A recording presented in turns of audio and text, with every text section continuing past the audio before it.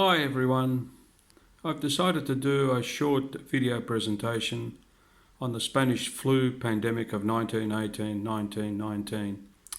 Some weeks ago, the editor of the National Herald, which is a Greek-American paper in New York, contacted me to discuss a backlog of articles of mine which they wanted to publish, and they publish those on a very regular basis.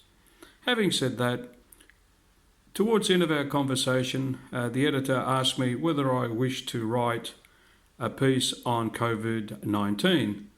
Well, I responded by saying, I don't think that I'm qualified to write a piece on COVID-19 because there is a lot of scientific information which is somewhat beyond my knowledge and expertise. So I would leave that kind of information to those who specialise in medical science and of course being doctors and so forth. So our conversation came to, what can I write? Well, I decided to write an op piece for the Spanish flu of 1918-1919. Now, I didn't delve into the scientific aspects of the pandemic.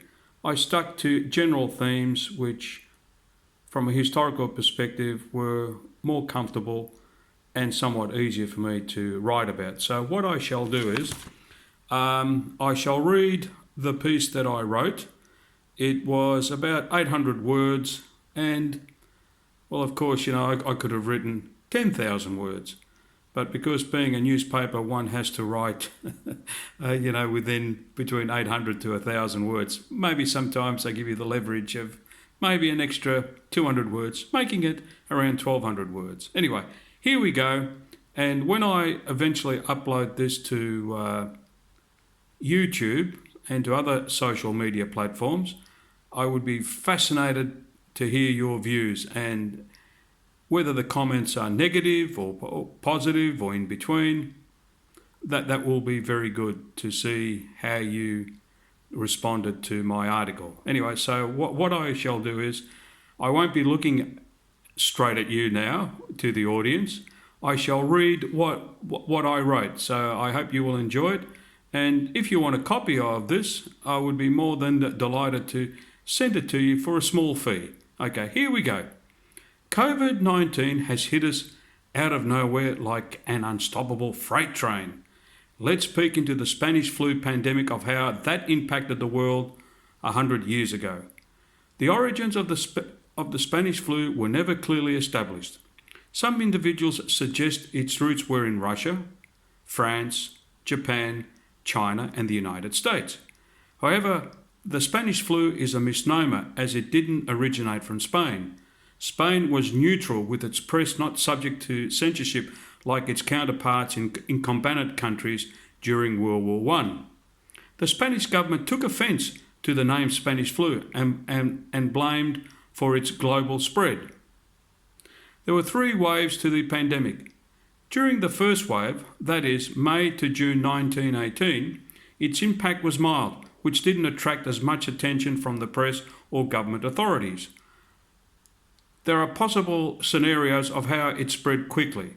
In April, US troops disembarked at Brest in France, and the French Naval Command got infected with the virus. It spread quickly to the French army on the Western Front in mid-April and hit Paris a few weeks later. The British army in France got infected too. Hospitalisation rates increased markedly for both the French and British troops on the Western Front. Neither the Germans were spread. It spread like wildfire in German cities as well. In June 1918, returning British troops from the continent to England may have been carriers of the virus. It struck Glasgow in Scotland, with factory workers and school children becoming ill, and other parts of the United Kingdom were hit as well. It spread to Greece, Switzerland, Portugal, Italy, Sweden, India and China. The second phase, that is September to December 1918, and in particular the months of October, November of that year, recorded the highest death toll. Returning troop ships from the war, some passenger liners and railways were possibly responsible for the increasing death toll. People congregating closely is a recipe for the virus to spread quickly amongst civilian populations. The virus mutated into a more virulent form, causing deaths to spike. In South Africa, some 50,000 recorded deaths, of which 10,000 were in Cape Town, mainly among black and coloured Africans. The virus hit the lower classes in large numbers. According to the London Times correspondent in New York, some 350,000 civilians and more than 20,000 died in the military camps from September to December 1918 in the US. In Sierra Leone, West Africa, recorded an average of 1,000 deaths per week. In contrast, in the United Kingdom, around 64% of documented influenza cases were reported, resulting in over 70,000 deaths.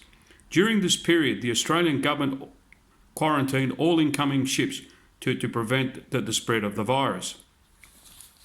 In the USA, UK and Australia, authorities responded by closing down schools, theatres and public gatherings to minimise infections.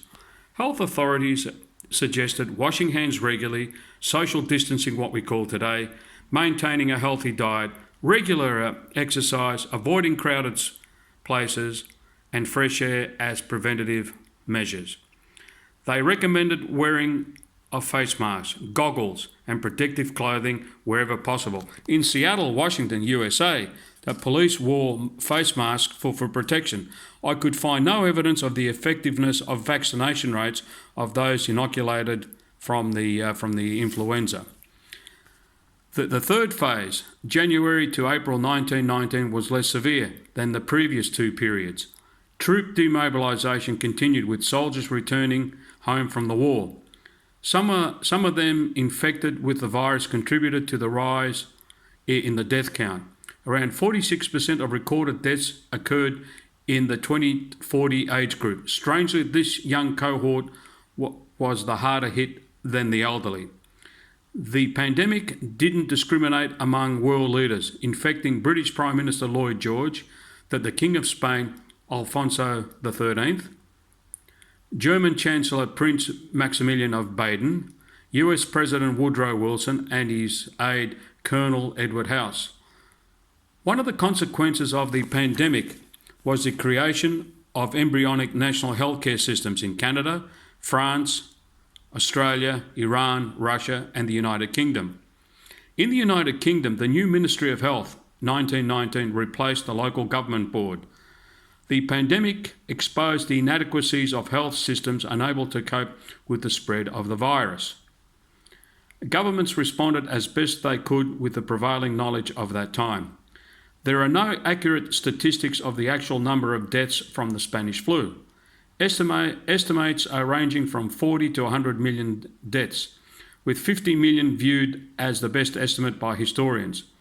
The death toll was as follows in some countries, as used as an example here.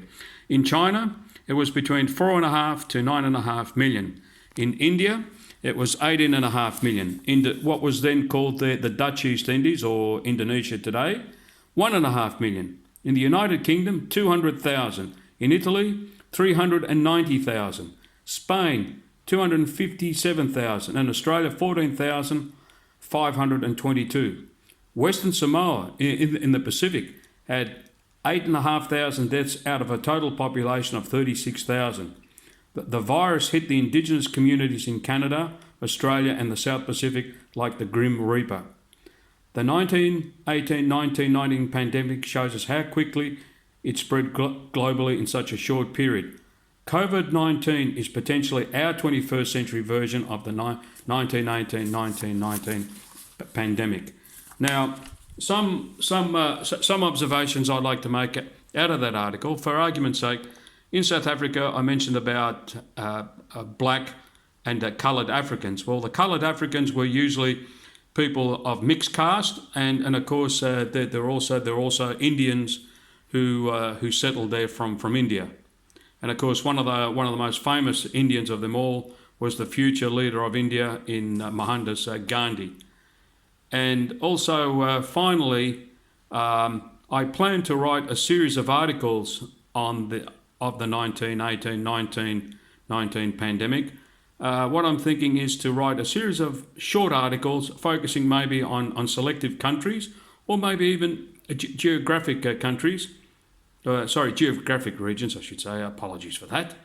And maybe out of all this to do a book in the future, or maybe a monograph of a selection of articles focusing on all these different countries or regions of the world.